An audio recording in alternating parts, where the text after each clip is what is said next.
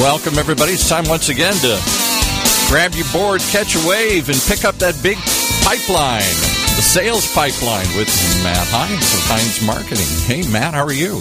Good, Paul. How are you? I'm doing good today. It stopped raining. You know, when it rains for a day in Southern California, it's like a disaster. So it rained yesterday, and everybody's all upset. But today the sun's out. What do you mean a disaster? I thought you guys were in some kind of dramatic drought down there. We are. We just want it to rain at night, though. When it rains in California, people literally stay home and say, "Oh, forget it. I won't even bother to go out today." Just if you would mind raining like nights and weekends, yes. We're not driving to work. That'd be great. It reminds me, up here in Seattle. When it reaches 90 degrees, of course, the entire West Coast, there's no humidity. And it's generally it's very temperate, right? Right. So when it gets to be 90 degrees with no humidity in Seattle, it's front page news. Like, you will have the newscasters, it's the first story, and they'll have someone outside under an umbrella because you can't get direct sun, right? And saying, okay, carry water with you, stay hydrated. That's right. You've got 2 weeks of food just in case you get stuck, on the sidewalk. I mean, it's really... We take our weather serious on the West Coast here. Yeah, and I'm guessing that Joe Chernov, who lives in Boston, is just laughing at us. He doesn't understand any of this. Right. No, he's like, what is wrong with you people? I mean, I think most of my extended family is in Illinois and Iowa, and they're the same way, where they're like, you get stuck in the snow. It's the deal. In the summer, you bake until you just are perspiring because it's 1,000 degrees humidity. Like, what's wrong? Exactly. With you soft people out on the West Coast. We're not used to weather changes. No, we're not. But I'll tell you what, I'll take it. I'll take what we got. It's pretty nice living up here in Seattle, and it's been nice. This is the second consecutive week I've been able to do the show from the world headquarters here in Redmond, Washington. Wow, that streak will end after today, unfortunately. But hey, thanks very much, everyone, for joining us here at Sales Pipeline Radio. Always a pleasure to have you. We are live every week at 2:30 Eastern, 11:30 Pacific. You can always catch every episode as well through the podcast at Google Play or the iTunes Store, and every one of our past episodes and all of our past speakers and guests of the show are on salespipelineradio.com. We are heading to the end of September. I think today is the very first day of fall. I'm starting to feel the weather outside. Our office here is excited. Someone brought in a whole bunch of pumpkin spice stuff, which... I'm not sure how much pumpkin or spice is in any of those, actually. Probably just the flavors that we get from chemical factories out in New Jersey. But excited to have fall here. And then next week we will be doing the show live from Dreamforce, the Salesforce annual conference that I think they're up to about 800,000 people that descend. I'm kidding. It's a lot of people, but descend in San Francisco for 3 or 4 days. And I have a feeling that actually, I don't know. It'll be interesting to find out if our guest today is going to be there. But excited. This is our second attempt to get Joe Chernov on the show. The last time we did this, we had some super fun technical difficulties. He was super cool about not having to make that, and he was able to make it here today. So, Joe, I believe we called you the godfather of B2B content marketing in the promotional materials. I don't know if that makes you feel old, if it's related to the recently departed beard. I don't know what it is, but Joe, welcome to the show. And how do you feel about being called a godfather? Look, as long as I'm not the Fredo of content marketing, I'll take it. But I think that honor goes to Joe Polizzi. I'd hand it to him. There are a handful of people in and around the industry that I think when people think about content marketing, they're the people you think about. Joe Polizzi is definitely one. I think Ann Hanley's another. But don't sell yourself short. I mean, I think the work that you've done throughout your career to really advance not just what's done in content marketing, but the impact and strategic role of content marketing in B2B has been significant. So, talk a little bit about where that got started for you. I mean, you were at HubSpot, you spent time at Eloqua, you really built out an extremely robust content marketing effort at Eloqua that it clearly became the model for a lot of companies, including HubSpot, including Marketo, including many in the MarTech space. Talk about how that began for you. Like, why did that become a focus for you, for Eloqua, and how did that begin to mature over there? Sure. It's unbelievable what you can get done if you don't care if you get fired. And I joined Eloqua in a PR and social media role, and it was clear very early on that generating press was going to be a tough nut to crack. It was sort of the beginning of bloggers sort of ousting traditional media. And there was a decay in the number of kind of quote-unquote credentialed journalists out there. And those that were out there were covering, Apple, Google. This is pre-Uber. But there was a handful of companies that they would cover, and everybody else had to fight for the scraps. And I was getting frustrated fighting for the scraps. And one day, Brian Cardin and I were talking. Brian Cardin was my boss. He was the CMO. And it occurred to us that what journalists would write about wasn't necessarily your new product or our new product or a new service or a new certification we received. But if we were to publish something that was genuinely valuable, inherently valuable, they would write about that, and we could kind of elbow our way into paragraph number 2, right? Because the reporter would have to say who published this thing. And so the key being publish a good thing and then get the company's positioning in paragraph 2. And I'm going to fast forward a couple of years. A couple of years in, we finally released a product called Eloqua 10, which was years in the works. And we hired 2 PR firms, one domestically, one internationally, to help generate awareness for it. And I think we got like 16 articles on the announcement. And along the way, I had published an infographic called the Content Grid, and there were 800 articles on the Content Grid. Now, we don't measure press by pound, and there's certainly varying degrees of importance to each story. But just to give you a sense of the magnitude difference between the two, the entire company spent 2 years on one product, and to get 16 articles and an infographic got 800. So help define for me what is content marketing. I think everyone's got a different definition. I tend to like the overarching definition from Anna Hanley that everything the light touches is content. It's broad, and I think there's a purpose behind it. But when you think about developing a content marketing program in a company, what does that mean? What does that encompass? I think content marketing is what happens when a marketing department shifts its thinking from knowing that the company signs their paychecks to imagining the customer signs their paychecks. Right? If your customer signed your check, what would you produce? You'd produce something that was valuable for the customer. And I think that very subtly, that's the distinction between, I think it's that shift in mindset that turned, collateral into an ebook, turned, a self-serving white paper into, a piece of a longer form piece of content that teaches somebody how to do something. I think it's that slight pivot in thinking about who you serve. And if you shift from serving the executive to serving the buyer, good things happen. I love that shift and thinking about who your actual audience is. Talking to Joe Chernov today on Sales Pipeline Radio. Joe is the head of marketing at Insight Squared.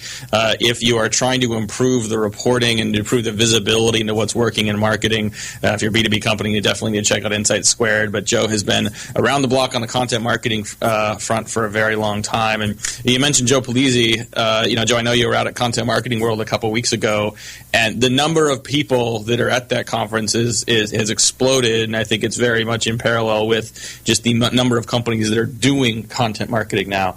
Is there a concern that we are flooding the world with content, that there are so many people doing content marketing now that it's no longer going to work, and or are there certain tenets that you recommend that can help people continue to drive real value and results out of their content efforts? Well, it's a mouthful. I remember reading an essay about 15 years ago, written by the filmmaker Robert Altman. And he was telling a story about how he was with a friend, and they were on a boat, and it was late at night, and the moon was shining on the ocean, and he looks, and just as far as he can see, there's water. And he said, "Look at all that water," to his friend, and his friend said to him, "And that's only the surface." I think that there is more and more content marketing happening, yes, and that makes it more and more difficult for signal to be heard, and that's only the surface. If you read some of the reports out there, more than 50% of companies' content goes unused. And there are companies that exist to unlock that untapped 50%. And that's what's below the surface. Overnight, we could have a dramatic surge in the amount of content that's out there if some of these companies are successful. I wish them well, but there are repercussions for everyone because it's just going to get even more difficult to have your signal heard. And so I think it puts more pressure on originality.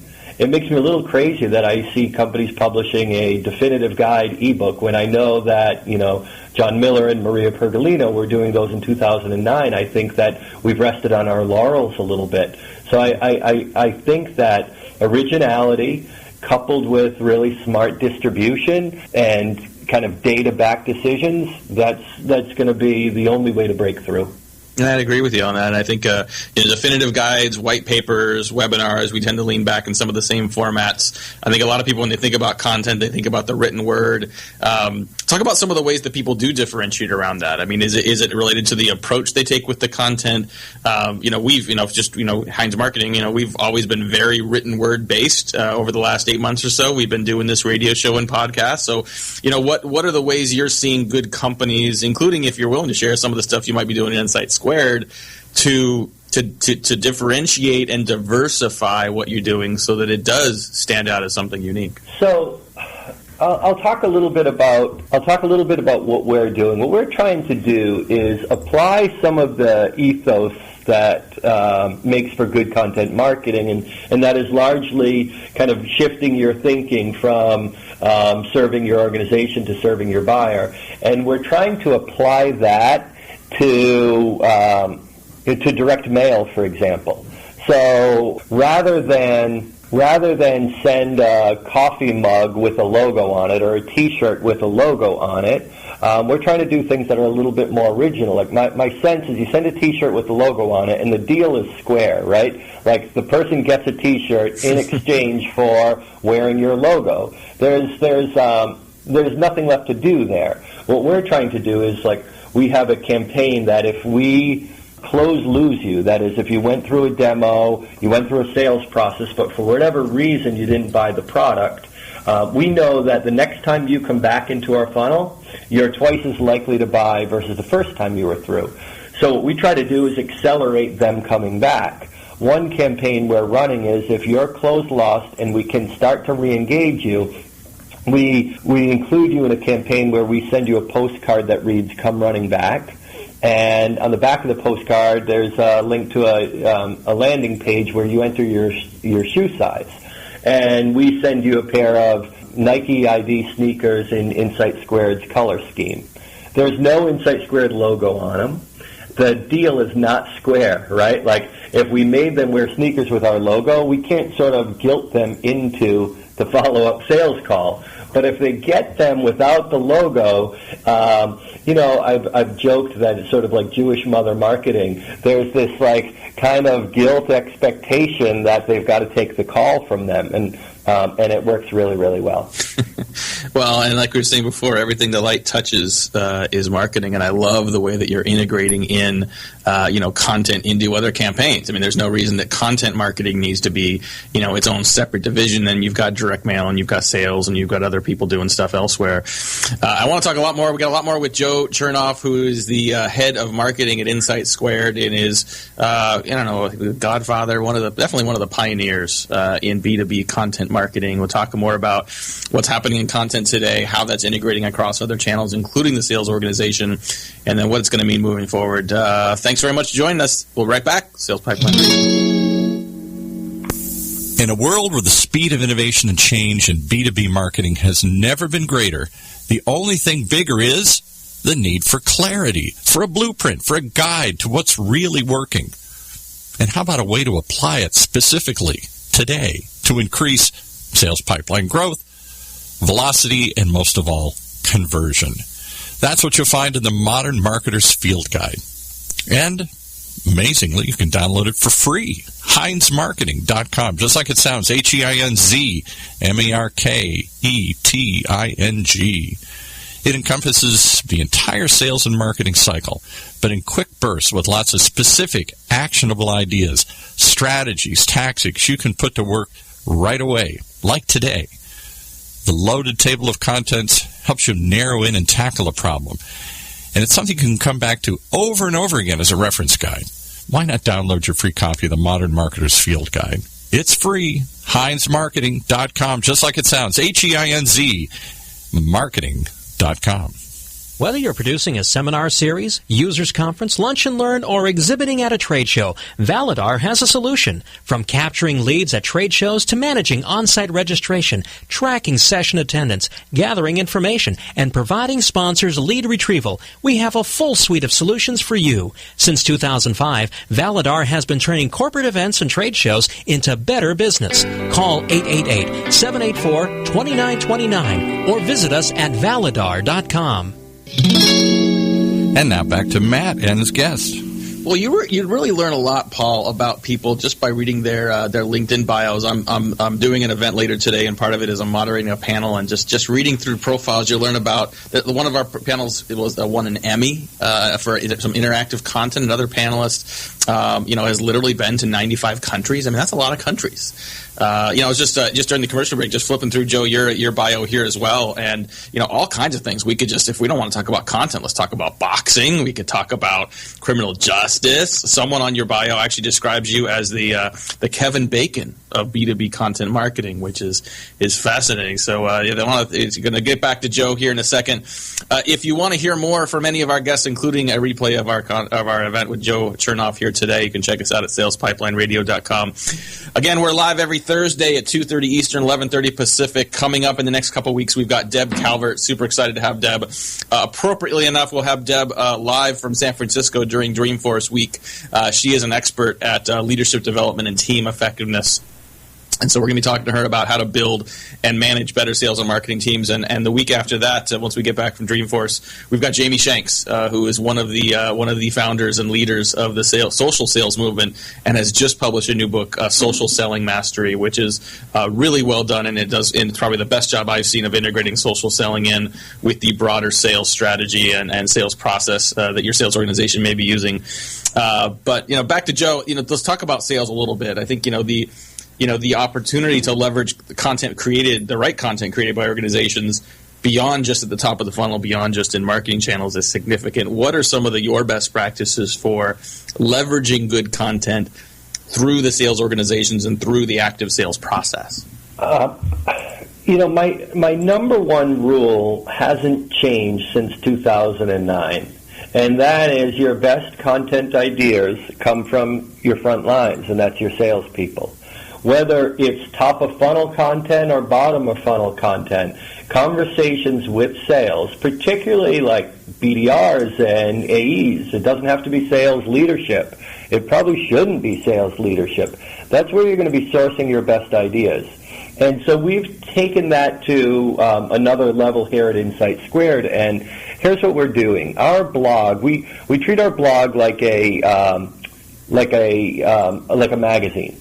And so twice a month we publish a quote-unquote issue of our blog, and that means we have 3, 4, 5 articles all on a similar concept, and so there's a thematic consistency to each issue. And while search led to us going down that path, it turns out sales enablement is where we're headed all along. And so what we do to determine our issues now is we talk to sales, and each month our BDRs have a different theme that they pursue.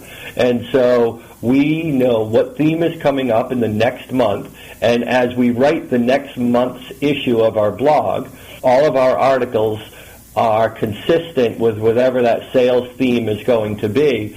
So the BDRs always have very fresh and relevant and timely content. So if they're talking about Dreamforce, and that's the current issue, now they have 3, 4, 5 Dreamforce-related pieces to use in their outreach. And so why separate them? Our blog is both one-to-many and one-to-one. It's maybe the first time I've heard of a sales organization that basically has an editorial calendar.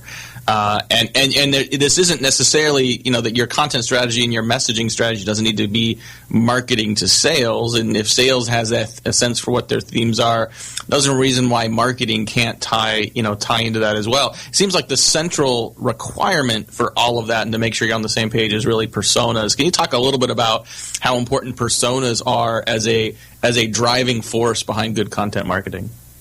Yeah, I think personas are critical. We have 4 of them, and what they're effective at doing is, like, the blank page is very intimidating, and what they tend to do is help reduce the size of your universe. And as a writer, as a content creator, having that smaller universe to work in is actually a luxury, because you don't have to think of everyone, you only have to think of one, or in this case 1 times 4, right, because we have 4 persona. Now, I also see, however, persona, people can get carried away with persona. I worked at a company where we were very militant about persona, right down to the persona had names, and they had specific universities that they went to, and they had a requisite identified number of children, and there would be arguments where one person would say, I'll just make up a name that's not one of the real persona names, but let's just say it's Susie Seller. And they would say, Susie Seller wouldn't say that. And somebody else would say, do you know where Susie Seller went to college? And at a certain point, I'd have to, pop the balloon and say, wait, Susie Seller is a construct. All it's trying to do is help us focus on a particular role in an organization. But beyond that, I think we're getting a little bit carried away. So I found that at a certain point, it became less constructive. That said, the concept of having persona is it's liberating if you're trying to sit down and produce content. Talking today with Joe Chernov, who runs marketing at Insight Squared, but has been a leader in B2B marketing for a long time, a startup advisor. If you've never seen Joe speak, you've got to find a conference where he's at. He's too modest to say this himself, but he's one of the most well-spoken, well-prepared speakers on the B2B marketing circuit that I've seen. And before Joe, before we start talking more about your favorite Kiss songs, I'm just curious, as we go into next year, what are recommendations you'd have for companies that, the stats I've seen, 84% of companies are increased their spending on content. I think something like half of that 84% intend to spend a lot more, substantially more of their budget on content marketing. And yet 2/3 of those companies have a hard time comparing their content metrics to their business metrics. I realize that's a very hard thing to do, but what are the best ways you've seen for companies to justify and to measure the impact content is having on metrics that the business cares about overall? Yeah, that's a very timely question, given that we're moving into 2017 planning right now and having those conversations right now. I believe that the very best way to go about shining a light on the value of your content marketing is to look at lead quality. Are leads sourced through content channels? That is, whether it's an ebook download, whether it's a blog subscriber, however you want to identify a transactional content success, look at that cohort of leads and compare them to other lead sources. And I can confidently say they're going to be of a higher value. And by a higher value, I mean they're more likely to sort of matriculate their way down through the funnel. And so you can look at it as, did they close? That's sort of the most black and white. But you could also say, did they move down to subsequent sales stages? They move deeper into the funnel than other sources. If they're moving deeper into the funnel, it means you're getting quality at bats, and the hits are going to come. So I think if I had to pick one, it would be lead quality. Okay. Awesome. Yeah, and I think tracking and accountability is becoming more and more complicated. Let's not pretend that a particular blog post or white paper is actually generating the 6 or 7 figure sale. But there's clearly evidence that a content program, if given the time to build and mature, is creating velocity and efficiency in so many different levels of the pipeline. It's pretty incredible. Okay, so I promised I set you up earlier. I got to let you follow up on it. Favorite Kiss song and why? I missed that. I'm sorry. It's a little broken up. Could you try again? Oh, sorry. Favorite Kiss song? Favorite Kiss song? Yeah. Yeah, I just took my son to, we just went to see Kiss a few weeks ago, and I think my favorite Kiss song is Deuce. Oh. And I actually read an article about, like, the making of Deuce, and apparently Gene Simmons just wrote it on a bus one day, and all these people speculate as to what it's about, and he said it's about absolutely nothing. I just wrote it on a bus ride, and I think it's their best song. That's awesome. Yeah. So what's funny is I asked that question, and Paul perked up on the other side here. I think for Paul, it's definitely Detroit Rock City, which is also, I think, a solid choice. All right. Well, we'll let you off the hook, Joe. Thank you so much. Very, very much appreciate our guest today, Joe Chernov, who's the VP of Marketing at Insight Squared, the Godfather, the Kevin Bacon, one of the real innovators of B2B content marketing. So excited to have him here. If you want to hear more from Joe, if you'd like to hear a replay of this presentation and share this with other people on your team, you definitely find that at salespipelineradio.com. Definitely subscribe to our podcast as well at Google Play and the iTunes Store to get immediate access to every new episode. Of course, we're always here live every Thursday at 2:30 Eastern, 11:30 Pacific.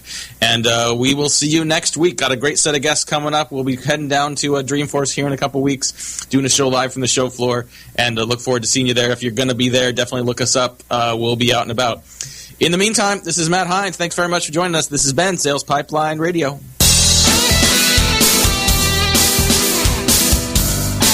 Yes, sir. You've been listening to the Sales Pipeline Radio Show with Matt Hines from Hines Marketing, right here on the Funnel Radio channel.